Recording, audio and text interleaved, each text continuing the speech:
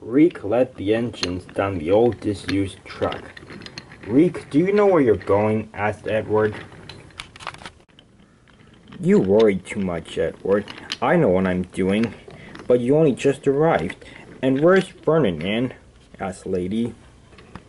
"He had to fill up at the oil depot. But there were diesels there and they captured him. But I got away," said Reek. Just then, Reek broke through the bushes, and Edward and Lady could see two other engines. One was a black engine they'd never seen before. The other was Russ. "Russ," said Edward, "there you are. Where have you been?" But Russ didn't say anything.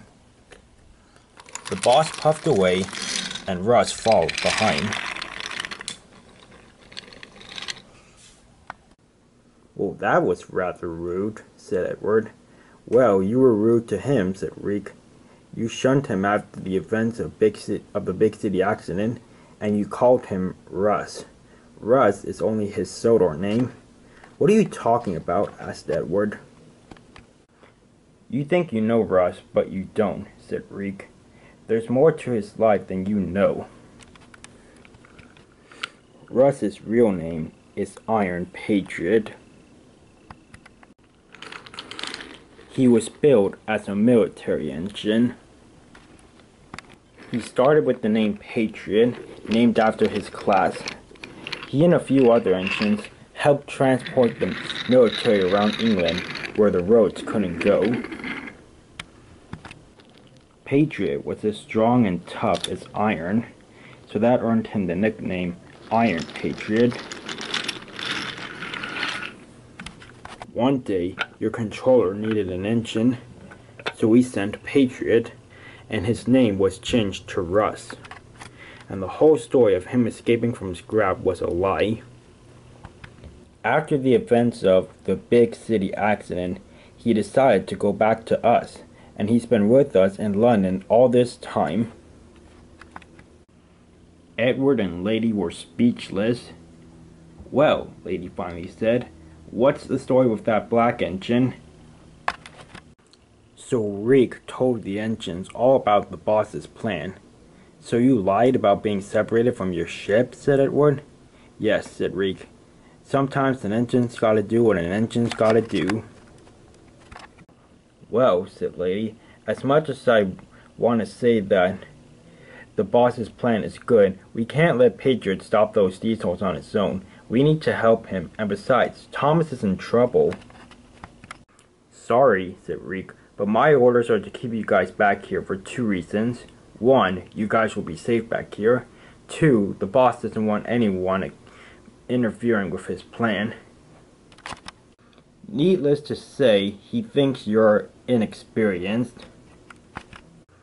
"Huh," grunted Edward. "Inexperienced? The nerve of that engine. Don't insult my boss," shouted Reek.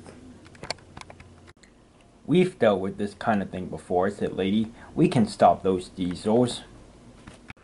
"Sorry," said Reek. "Orders are orders." Lady and Edward were cross, but there was nothing they could do. Back at the yard, Baron, Diesel, and Norman had captured all the good diesels. Just then, Diesel Lieutenant Spencer rolled up. At the same time, Spamcan and Bowler arrived with a coal train. "We've collected all the coal on the island, sir," said Spamcan. "Good work," said Spencer. Just then, Stafford rolled in. "Hello, boys," he said. "Well, look who decided to show up," said Bowler. The good diesels were horrified. It didn't take a rocket scientist to know that Stafford was helping Diesel 10. "Nice work capturing the diesels," said Stafford, "although you're missing one." Who do we forget?" asked Baron. "You forgot Bear," said Stafford. "Oh, Bear, of course, said Norman. Spamcan and Bowler will find him, said Diesel 10. Baron, you take over the coal train. Spencer, you put Thomas somewhere until I can decide what to do with him. Norman, you, Diesel, and I are going to find the Tom Hat. And Stafford, you stay here and guard the Diesels. Yes, sir, said Diesel 10's henchmen. They all left, and Stafford stood guard. Why are you helping Diesel 10? Asked Paxton crossly. You know what? Don't say anything. I'm not talking to you, you traitor. Oh, I'm not a traitor. I'm a wild card, just like you, Paxton. I just chose a better side. Spamcan and Bowler were looking for Bear at the waste dump. How anyone can stand working here is beyond me, said Bowler. No sign of Bear, said Spamcan. Don't worry about seeing him, said Bowler. Focus on hearing him. Then there was trouble. There he is, shouted Bowler. Get him! Bear raced away quickly, with Spamcan and Bowler following behind. Bear was approaching a crossing, but Percy was approaching it too.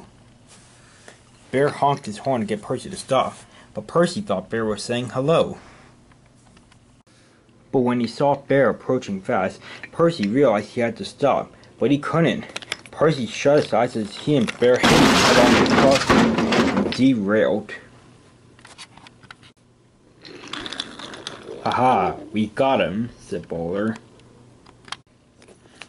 And we got Pierce too, says Spamcan. 2 birds with 1 stone. Pierce? Who are you calling Pierce? Asked Percy crossly. Quiet, you little green goblin on wheels, shouted Bowler. The 2 Diesels put Bear and Percy in some sheds near Vigorstown. Rosie was in one of them. Percy, said Rosie, I'm glad you're okay, unlike Thomas. What happened to Thomas? Asked Percy. Spencer knocked him off the track at Wellsworth, and now they've captured him, said Rosie. Percy was cross. You Diesels won't get away with this, he said. Thomas will be avenged. Oh, zip it, Pierce, said Spamcan, and he oiled away. Meanwhile, Baron was trying to find a place to put away the coal cars. Just then, Patriot and the boss came around the bend. They saw Baron, and they started shooting at him.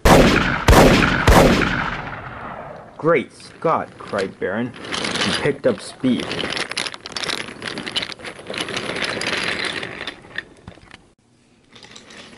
But as Baron went across a bridge, the coal cars tipped and fell onto the ground below. Whoops. Oh well, said Baron, and he continued on his way. Patriot and the boss stopped on the bridge.